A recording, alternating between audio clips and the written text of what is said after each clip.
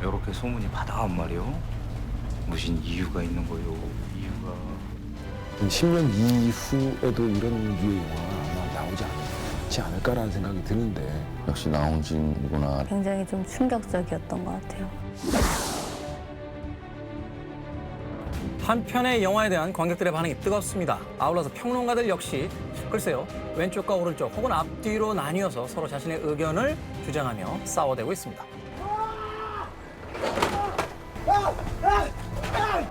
시골 마을에 이유를 알 수 없는 살인 사건들이 잇따라 벌어집니다. 먹으면 헷가닥 도는 버섯이지? 그것이 혈액 성서 엄청 나왔대요. 경찰은 집단 야생 버섯 중독으로 잠정적 결론을 내리지만 요새 자꾸 동네에서 사람 죽어나가는 거 싹 다 그 양반이 오거나 새끼 일들 아니오. 이거 다 뭔 일이다냐 그래? 마을에는 모든 사건의 원인이 낯선 외지인 때문이라는 소문이 삽시간에 퍼져나가는데요. 경찰 종부는 현장을 목격했다는 여인 무명을 만나면서 요소 다 죽어버렸어. 직접 본 거야? 한번 외지인에 대한 소문을 의심해서 확신하게 되고 똑같아요, 증상이. 그 사람들이. 딸 효진이 피해자들과 같은 증상을 보이자 무속인 일광을 불러들이면서 사건은 점점 커져만 갑니다. 사람 며칠 전에 만나면 안 되는 것을 만난 적이 있죠. 누구도 믿을 수 없는 처절한 상황이 눈앞에 놓이게 되는데 종구는 진범을 잡아낼 수 있을까요? 영화 곡성입니다. 사실 이 영화는 여러 가지 질문들을 던집니다. 어떤 일이 벌어졌을 때 그것이 왜 나에게 벌어지는가라는 것을 아마도 사람들은 첫 번째 질문을 하게 될 텐데 왜 하필이면 우리 우리 딸내미냐고. 그 어린 것이 무신죄를 졌다고 하니 그놈은 낚시를 하는 거요. 그놈은 그냥 미끼를 던져본 것이고 자네 딸내미는 그것을 확 물어본 것이요. 근데 저는 이렇게 얘기하고 싶어요. 감독도 낚시를 하는 거예요. 나홍진 감독이 그 낚시터에서 만드는 것 같아. 첫 장면부터 네. 그거를 아니 감추지 않아요. 미끼인 지렁이를 그 낚싯바늘에 아주 정성스럽게 끼는 사람의 네. 손끝으로서 영화가 시작한다는 것 자체가 영화에 대한 여러 가지 자, 여러분 낚시 들어갑니다. 뭐 이런 느낌으로. 병계를 당하는 대부분의 사람들은 또는 거의 모든 사람들은 미신에 대한 믿음을 가지고 있어요. 자, 미신에 대한 믿음이다. 이것이 아마 주제가 되지 않을까 하는 생각이 드는데 자꾸 나쁜 일들이 뭔가 벌어지고 그 일이 이제 외지인하고 관련됐다는 주변 사람들의 얘기.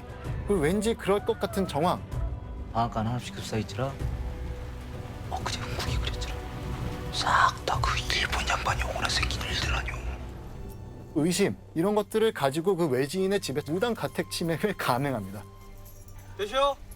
거기 재단 같이 이제 양의 머리 잘라놓은 것들, 뭐 주렁주렁 이제 실들, 사진들. 근데 거기에는 모든 정황 증거는 있지만 아무런 물증이 없어요. 물증 없이 사람을 의심한 죄. 그 다음부터 그 모든 안 좋은 일들이 본격적으로 벌어지기 시작하는 거죠. 저는 사실 이 영화를 좀 다른 관점에서도 볼 수 있겠다는 생각도 해봤거든요. 다 죽은 것이 아니고 칼 맞아 죽은 것이오. 셋다 장모님이 갑자기 급제를 해갖고 살인 사건을 해결해야 되는 임무를 가지고 있는 사람임에도 불구하고 그 마을에서 벌어지는 모든 살인 사건에 시큰둥하거나 혹은 그 번개가 치는 날 경찰서로 누군가 찾아왔을 때 그것을 확인해 봐야 될 의문을 가진 경찰이 오히려 뒤로 숨어버린다든지. 그런데 결국 이후에 자신의 가족에게 어떤 일들이 벌어졌을 때 보다 적극적으로 이 사건에 개입하게 되고 그 당시에는 이미 병천으로부터 벗어버린 상태에서 이제 민간인의 복장을 가지고 이제 추격을 시작하게 되죠. 과정 속에서 보여지는 여러 가지 모습들은 일종의 책임을 방기한 자에 대한 역사적인 심판처럼 보이기도 하고 네. 이거 엄마가 갖다 주랴. 빤스랑 난닝구요.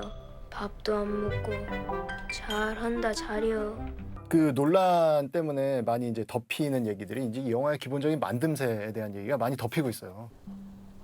그놈이 아줌의 피를 말려 죽이려겠대요. 다들 뛰와. 심지어는 낮 장면에서도 그림자를 굉장히 많이 활용을 하고 있어요.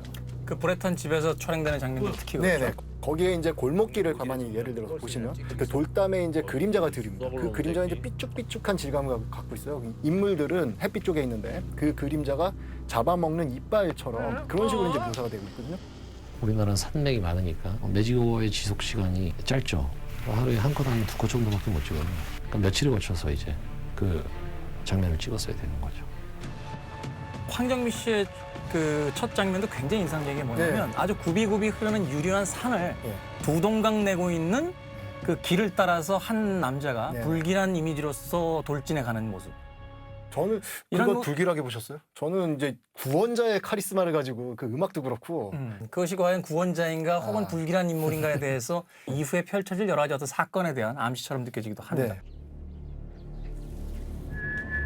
거의 근래 한국 영화 최고의 시퀀스라고 생각하는데 그 무당 그 굿 타는 장면. 바깥에 문 좀 닫아라. 기본적으로 일본인이 그 박춘배 사진을 갖다 놔요. 주술을 하는데 황정민 씨하고 마치 그 무당 한일전을 하는 듯이 이제 서로 막 살을 날린다 아닌다 이런 식으로 편집이 돼 있어요. 그렇게 이해할 수밖에 없습니다.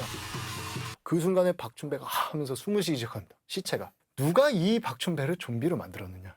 저는 유일한 해석은 무명이 그 좀비를 만들었다. 저는 한 평론가님의 의견에 동의하지 않는다는 점 다시 한번 시청자분께 말씀드리고 싶습니다. 영화를 본 수많은 관객들이 이 영화의 결말에 대해서 자기 나름대로의 해석을 가하게 된다면 오케이. 나홍진 감독이야말로 이 SNS가 범람하는 시대에 가장 적합한 추적 스릴러의 감독이 되지 않을까. 안녕 아버지. 자가 생전 먹도 안 하는 그 생선을 다 먹어버리고. 잠만의 비상형. 별점과 한 줄 정리 만나봅니다. 곡성 저의 별점은 4개 반입니다. 들끓는 에너지, 빠져드는 이야기, 출구 없는 터널. 해석하려 하지 마라. 나홍진의 낚시에 걸린다. 영화는 해석하면 하려고 할수록 문제예요.